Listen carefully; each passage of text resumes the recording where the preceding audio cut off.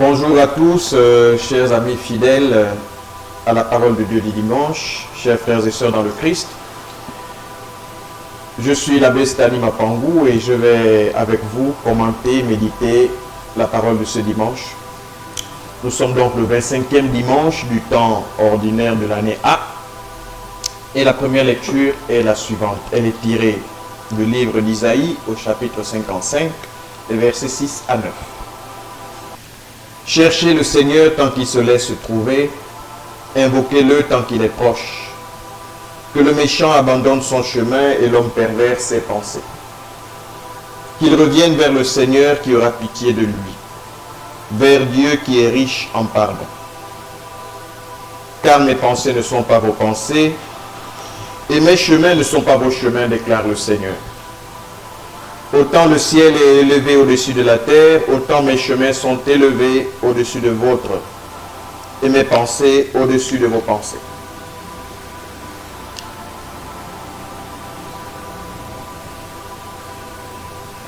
Nous commentons donc lecture par lecture. Il faut dire que la première lecture de ce dimanche puise dans un lieu commun accessible à tout le monde. Ce lieu commun, c'est l'observation de la nature, du cosmos. Quand nous observons la nature, nous voyons très bien tous et assez facilement que le ciel est éloigné de la terre. Il n'y a rien à dire. C'est une distance que nous constatons tous. C'est une distance abyssale. Nous n'avons pas accès au ciel. Et nous voyons que du ciel, l'eau tombe sur la terre. C'est comme si le ciel avait accès à la terre, tandis que la terre n'a pas accès au ciel.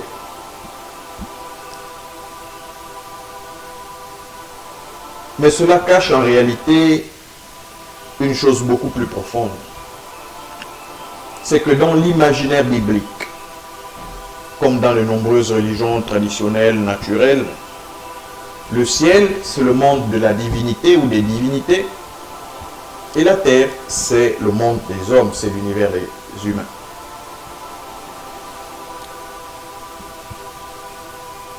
Alors la distance entre le ciel et la terre consacre la séparation de l'homme avec Dieu. L'homme est séparé de Dieu et Dieu est séparé de l'homme. Dieu n'est pas homme et l'homme n'est pas Dieu. Alors ici nous voyons et nous comprenons mieux la profondeur du sens du mystère de l'incarnation, qui est avant tout une initiative de Dieu pour transformer la terre. Ce n'est pas une relation commerciale au sens où elle supposerait un va-et-vient ou de la terre vers le ciel ou du ciel vers la terre. Non. C'est une initiative de Dieu qui rejoint la terre pour transformer la terre. Et frères et sœurs,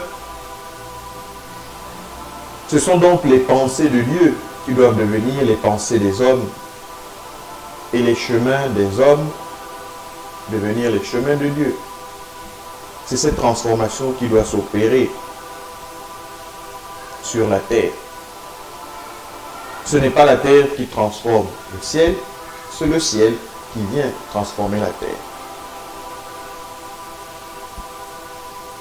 Ce que la terre peut faire, ou doit plutôt faire, c'est invoquer le ciel pour qu'il vienne sur la terre. Et en réponse à la venue du ciel sur la terre, l'homme doit abandonner son chemin. Que le méchant abandonne son chemin et l'homme pervers ses pensées. Voilà donc globalement le sens que nous pouvons donner à cette première lecture du 25e dimanche du temps ordinaire de l'année. Et le psaume nous donne de manière globale une démarche, on peut dire un contenu à ce qui est la pensée de Dieu que l'homme doit pouvoir intégrer dans sa vie. Le refrain, proche est le Seigneur de ceux qui l'invoquent. Chaque jour je te bénirai, je louerai ton nom toujours et à jamais. La prière, donc, il est grand, le Seigneur hautement loué, et à sa grandeur, il n'est pas de limite. La prière comme une reconnaissance de la grandeur de Dieu. La prière comme une exaltation de la grandeur de Dieu. Tant que l'homme ne reconnaît pas quelle est sa place réelle et quelle est la place de Dieu, tant que l'homme ne reconnaît pas la distance qu'il y a entre le ciel et la terre, l'homme a du mal à entrer dans une attitude de louange, entrer dans une attitude de bénédiction envers Dieu. Je parlais tout à l'heure du contenu que donne aussi le psaume, de ce que l'homme doit pouvoir récupérer dans ce que lui apporte le ciel qui vient vers la terre. Le Seigneur, il est tendresse et pitié. Il est lent à la colère, plein d'amour. La bonté du Seigneur est pour tous et sa tendresse pour toutes ses œuvres. Voici le contenu que l'homme doit pouvoir récupérer. La tendresse, la pitié de Dieu, son amour, sa lenteur à la colère et sa bonté en toutes ses œuvres.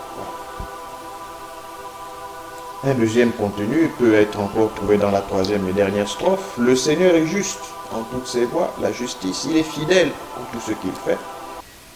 Et le Seigneur est proche de ceux qui l'invoquent, mais surtout de ceux qui l'invoquent en vérité. La deuxième lecture de ce dimanche est tirée de la lettre de Saint Paul aux Philippiens, au chapitre 1, disons globalement des versets 20 à 24, puis verset 27. J'en fais la lecture. Frères, soit que je vive, soit que je meure, la grandeur du Christ sera manifestée dans mon corps.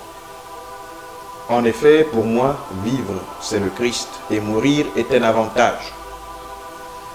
Mais si en vivant en ce monde, j'arrive à faire un travail utile, je ne sais plus comment choisir. Je me sens pris entre les deux. Je voudrais bien partir pour être avec le Christ, car c'est bien cela le meilleur. Mais à cause de vous, demeurer en ce monde est encore plus nécessaire. Quant à vous, menez une vie digne de l'évangile du Christ. L'apôtre Paul joue ici sur deux catégories fondamentales de l'existence pour exprimer la radicalité de son engagement pour Christ. Ces deux catégories sont la vie d'une part et la mort d'autre part. Deux réalités opposables, mais profondément unies entre elles. Elles sont opposables parce que vivre, ce n'est pas mourir, être mort, ce n'est pas être vivant, vous le comprenez de manière logique. Mais ces deux réalités sont profondément unies, il y a comme une compénétration entre la vie et la mort. Parce que pour mourir, il faut avoir vécu, et il n'y a que des vivants qui meurent. Ouais. Donc, il y a toute une unité entre les deux réalités, en même temps qu'elles sont opposables. Alors Paul, qui est un fin rhéteur, joue sur ces deux catégories pour arriver à ressortir ce qu'il y a de central dans sa vie. Paul crée un faux dilemme, ou l'un ou l'autre, ou ceci ou cela, pour en fait manifester ce qui est essentiel dans sa vie, c'est-à-dire Christ manifesté dans sa chair. Christ. Le faux dilemme introduit par Paul consiste à dire: je me sens pris entre les deux, je voudrais bien faire l'un, mais je fais l'autre. Je voudrais bien mourir pour rejoindre le Christ, c'est une vie meilleure, mais en même temps, je voudrais demeurer en ce monde pour être à votre service, c'est encore plus nécessaire. Alors Paul joue sur ce faux dilemme pour en fait manifester que Christ est essentiel, que l'on vive ou que l'on meure, que l'on soit vivant ou que l'on soit mort, ce qui demeure, c'est le Christ. C'est tellement vrai que Paul conclut avec ce dernier verset. Quant à vous, menez une vie digne de l'évangile du Christ.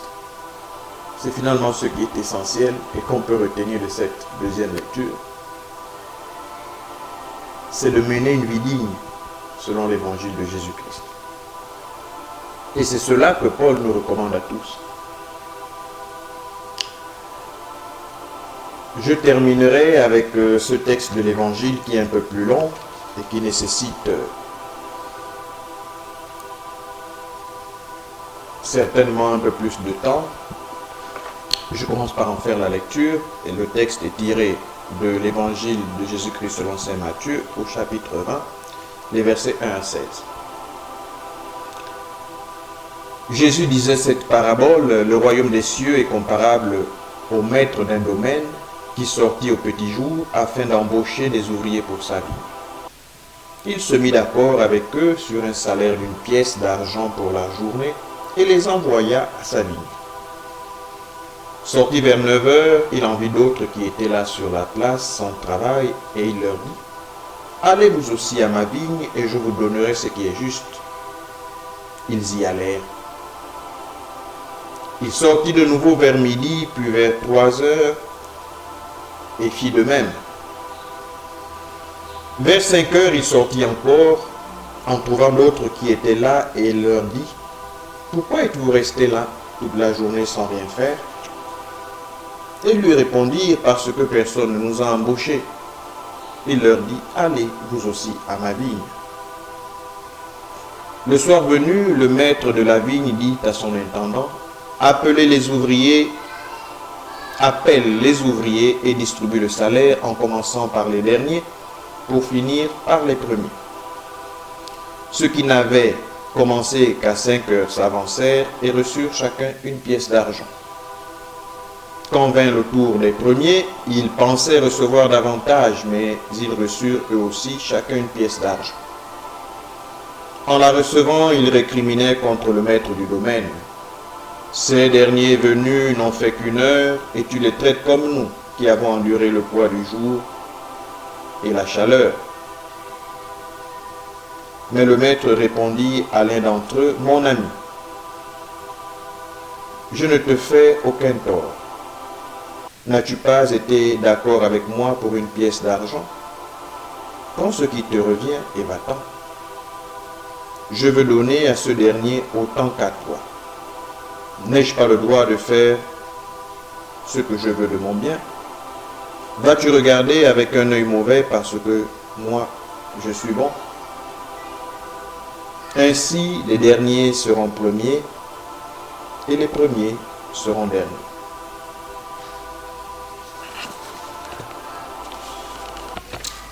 Chers amis, chers frères et sœurs, pour accéder pleinement au sens du texte de l'évangile de ce dimanche, il faudrait que nous commencions par une petite démarche. Cette démarche consiste à renoncer à notre mentalité humaine, qui est plutôt une mentalité syndicaliste, pour nous concentrer davantage sur le mystère à contempler, c'est-à-dire Dieu qui se révèle, l'agir de Dieu qui se révèle à travers ce texte. Ceci dit, le texte de l'Évangile ne nous parle pas du marché du travail, de la rareté de l'emploi, de l'insécurité sociale. Il ne nous parle pas des différentes relations entre employés et patronat. Il ne nous parle pas de l'exploitation des uns par les autres, du juste équilibre qu'il faudrait trouver entre offre d'emploi, salaire, travail accompli. Il ne nous parle pas non plus de la difficile question de la justice au travail, désormais consacrée dans la formule que nous connaissons tous, cette célèbre formule: à travail égal, salaire égal. L'Évangile ne nous parle pas de chômage et d'embauche, ce n'est pas cela. Le texte de l'Évangile nous parle simplement de la bonté de Dieu et nous invite à regarder, à contempler cette bonté et finalement à l'imiter.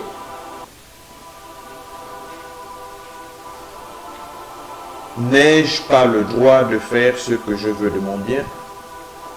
Vas-tu regarder avec un œil mauvais parce que moi je suis bon?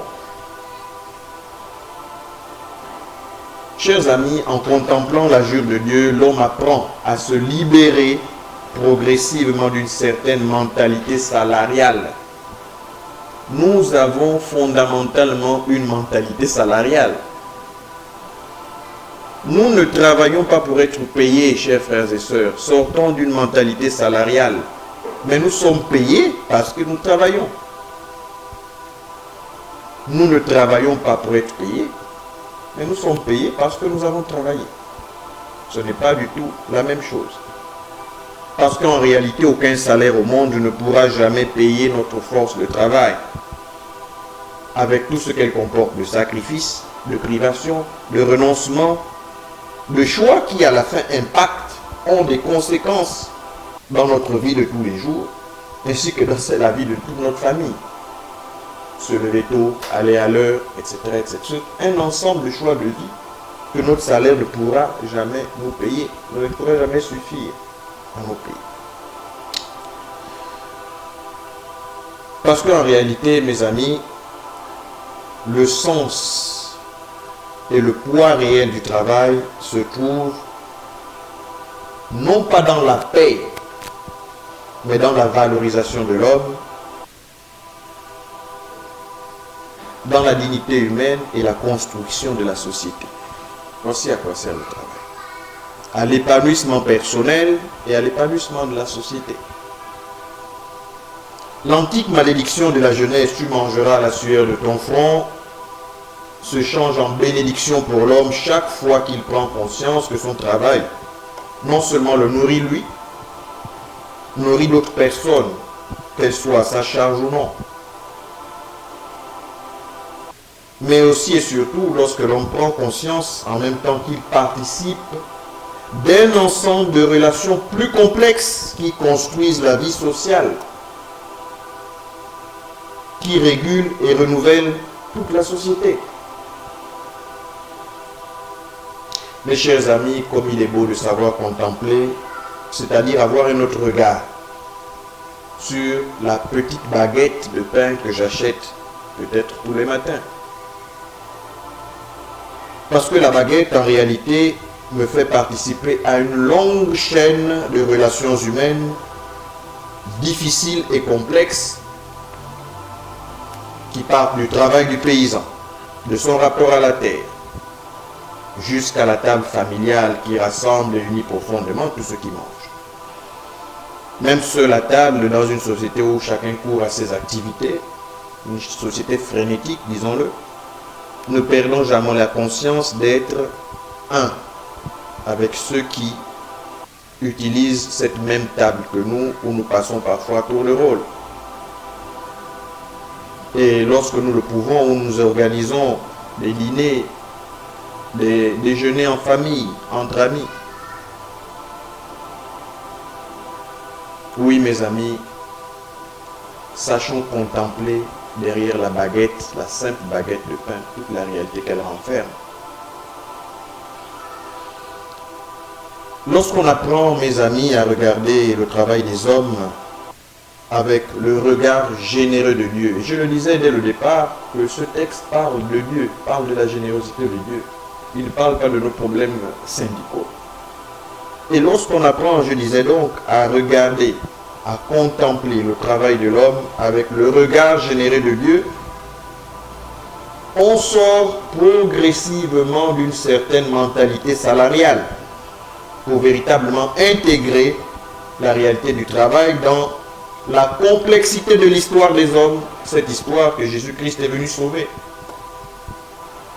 Oui, chers amis, notre regard est vicié par le péché et il est souvent mauvais.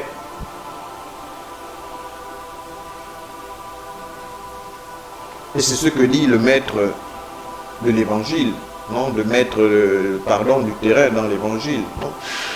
Vas-tu regarder avec un œil mauvais parce que moi je suis bon? Si nous apprenons à regarder le travail de l'homme avec le regard de Dieu, alors nos yeux s'ouvriront et nous verrons véritablement que Dieu invite généreusement les hommes à travailler à sa vigne. Et sa justice envers chacun de ses ouvriers est motivée par l'amour qu'il leur porte. Et c'est essentiel. La justice de Dieu envers chacun de ses ouvriers est motivée par l'amour qu'il leur porte. Et donc aussi la valeur et le sens qu'ils donnent à leurs efforts, et non pas par des résultats qu'il attendrait d'eux. Ceux-là, c'est-à-dire les derniers, n'ont fait qu'une heure, et tu les traites à l'égal de nous. Le temps de travail n'est pas visiblement un critère divin, chers amis.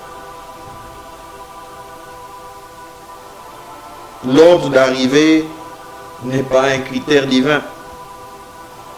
Nous qui avons enduré le poids du jour et la chaleur, sans minimiser les efforts des uns et des autres, frères et sœurs, nous ne pouvons pas imposer à Dieu des critères fondés sur notre vision à nous, de ce que nous vivons endurons. La justice de Dieu se fonde sur ses critères à lui. Quand bien même nous ne comprenons pas toujours, n'imposons pas à Dieu nos critères à nous. C'est ce qui est en jeu dans ce texte. La tentation permanente de l'homme d'imposer des critères à Dieu. Chers amis, avec Dieu, les premiers sont étrangement derniers et les derniers sont premiers.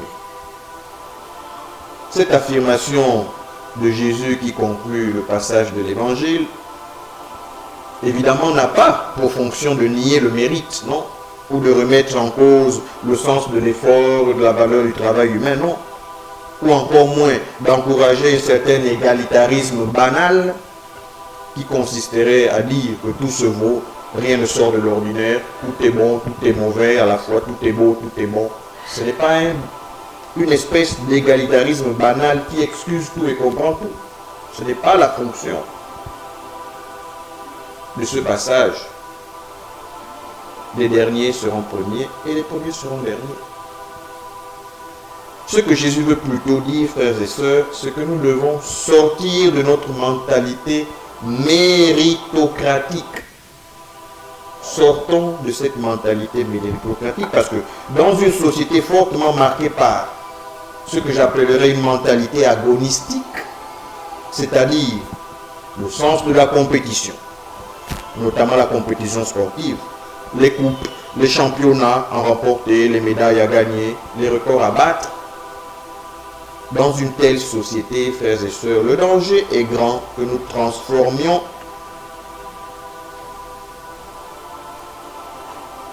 la réalité de l'Évangile en une réalité qui nous plaît à nous.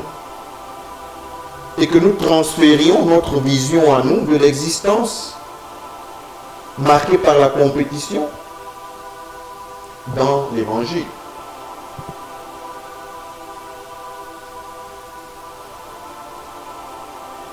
Avec Dieu et en Dieu, frères et sœurs, il n'y a aucune compétition. Ce qui pourrait paraître absurde à nos yeux est en réalité une constante de l'Évangile. Nous le trouvons dans l'Évangile partout.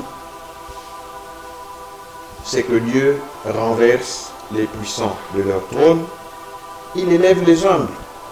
L'Évangile est résolument pour les pauvres et les petits. Je te bénis, Père du ciel et de la terre, car tu as révélé aux petits ce que tu as caché aux sages et aux savants. C'est une constante de l'Évangile. Dieu se plaît à élever les humbles et à renverser les puissants de leur trône. Les derniers seront premiers et les premiers seront derniers. Je ne serai pas plus long, je m'arrêterai par là. J'ai essayé de partager avec vous la méditation de ces textes du dimanche. C'était pour vous servir, votre humble serviteur, l'abbé Stani Mapangu, prêtre de l'archidiocèse de Libreville. Je vous remercie.